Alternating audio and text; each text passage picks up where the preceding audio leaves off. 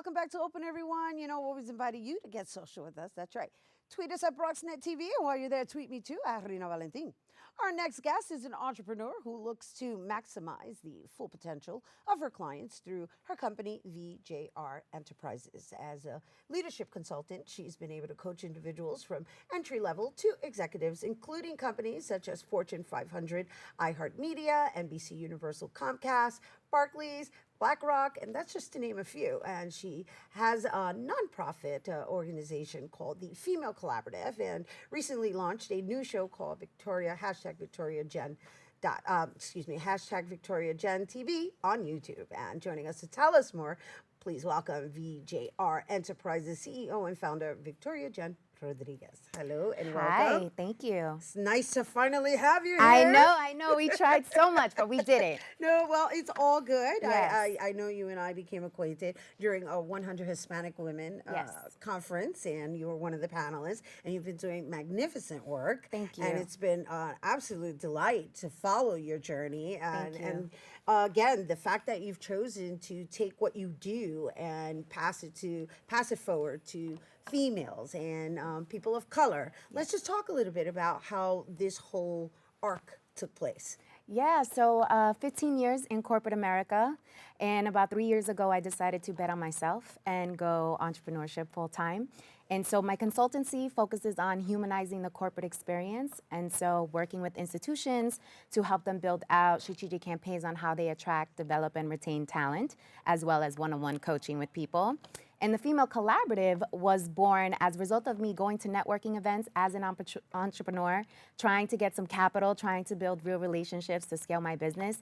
And there was a genuineness that I felt that was missing, an authenticity that I was yearning for. And so since I didn't see it in the market, I created my own. Nice. Smart. Yes. Right? So you did the whole corporate thing. Yes, I did. And what did you feel in that experience was missing? I felt the human element was missing from the corporate experience. And so it's very robotic, especially in the industries I worked in. So I worked on Wall Street, I worked in pharma, healthcare, and it's very structured, and it's very much about oiling the machine instead of smart disruption. And so I decided there was a gap in the market, especially with the generational shift and just new talent wanting to work for organizations that really appreciate their individuality and want to invest in them in different ways. And so now is the perfect time for what I offer in terms of getting organizations to think and develop their employees differently. I like that term, smart disruption. Yes, yes. Oh, please define it. Well, it's defined, disruption sometimes has a negative connotation. And so I put the word smart in front of it so that people can digest it a little bit better. But essentially what it is, it's innovation. It's rocking the boat. It's coloring outside the lines. It's not being afraid to set a trend instead of doing what everyone else is doing. So since you said you focused on working with the actual machines, the people who are contributing to the machine, Yes. What do you feel is the gap between the leadership and the workers? I think there's some biases, right? Some bias that exist. And also, I think we've all been preconditioned to believe, especially people of color, that we need to work a certain way, we need to look a certain way, we need to talk a certain way in order to fit in. And so a lot of my work is centered around empowering people to stand out, because that is your true competitive advantage. Right. And so the day and age that we live in right now, with a lot of accessibility, Yes. and visibility, Yes. right? Because people have the ability to be their own entrepreneurs. Yes. So these individuals, do you work with them? Those who are aspiring to be entrepreneurs? Yes. Yes, I do. Okay, so how do you coach them? Well, we really start with your why. Why are you doing this? Right. Because it's your why that's going to allow you to go through this struggle. It is a hustle, and it takes a certain personality and characteristics in order for people to actually succeed. 90% of new business owners fail in the first year. I believe that's the stat, but it's a pretty staggering stat. And so your why is what's going to carry you through. So we spend a lot of time around your why, and also a reality check. I think entrepreneurship has been positioned in a way where it's exotic, and people are looking to give their 9 to 5 the deuces so they can go do their own thing because it feels empowering, but it's the hardest work you will ever do.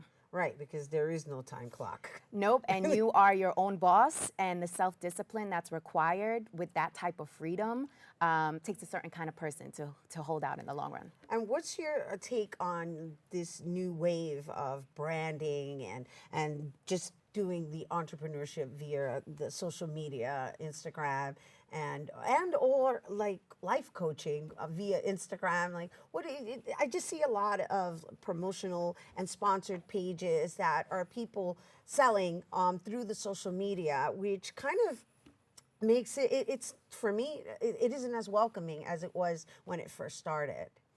I think there's negatives and positives to it. I think everyone needs to understand why they're doing it. And also on the consumer front, you need to do your research to make sure you're not getting taken advantage of. But social media is a powerful tool, and any smart person is going to use that tool in order to reach their success level, whatever their goal is. And so you just need to determine why you're in it. And if you're in it to win it, you're going to do whatever you need to do. Right. And I guess really where I'm coming from is the perspective of just a person using social media to build their business, but not really build their business. Right, meaning it's phony, what they're promoting. They really have no business. Right. Well, it's a fact, and it happens quite often, and that's what happens when you enter saturated markets or when you are given a platform such as social media to say and do whatever as you like. And so again, it's up to the consumer to do the research. Now, we definitely have to talk a little bit about the Female Collaborative, Yes, right? let's do Because that. you have a summit coming up, Yes, right? I do. So let's talk about that. Yes, we have our third annual Women Who Roar Summit on March 6th through 7th at the Tillery Hotel in Brooklyn. Very cute hotel. And this is our premier event that we host every year. It's a 2-day experience where women come together to really revitalize their soul and also walk away with a sharper mindset so that they can pursue their endeavors both personally and professionally. And so how does this work? Are people become members, or is it just a conference that people can just sign up for and pay for? Can they pay for both days, or can they pay for each day individually? And what kind of females are we talking about? Like what levels? So it is for the public. We are a membership organization, so of course our members get priority access, they get the discounts. It's for women who have at least 10 years of experience, so we're talking about seasoned women who are looking to collaborate with other seasoned women to create magic together. And so that's the profile that we're looking for. We have professionals, executives, all the way up to the executive level, entrepreneurs, influencers.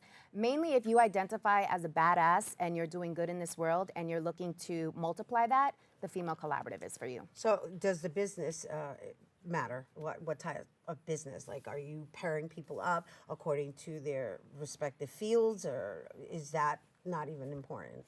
Well, we are diverse in the sense that we represent over 50 industries. We have a 2,000 plus network, and so the significance of our network is a diversity of experience and value add. And so it's really for the woman who is looking to level up in a number of different ways. It really is dependent upon what are you working on and then going and collaborating with somebody in that industry or field. Beautiful. And so before we go, let's just share really quickly so that people can check you out on YouTube, what you share on your YouTube channel. Yes, so Victoria Jenn TV is my baby.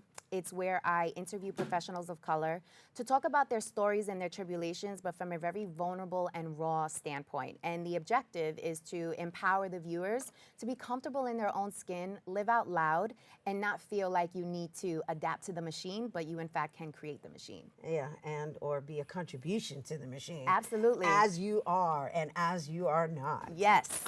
Thank you. You got it. For bringing it Thank here. you so much. It's a pleasure. Thank you for having me. Oh, our pleasure. And you guys, once again, for career coaching and everything with the Female Collaborative, be sure to visit VJRenterprises.net. And actually, for the Female Collaborative, you can sign up by going to, where do they have to go? Oh, thefemalecollaborative.com/events. okay, so it's thefemalecollaborative.com/events. There you go. All right, stay tuned, because our next guest is a multi-platinum record producer, and we're finally going to get to sit down with him and talk about his upcoming projects and giving back to the community. Don't go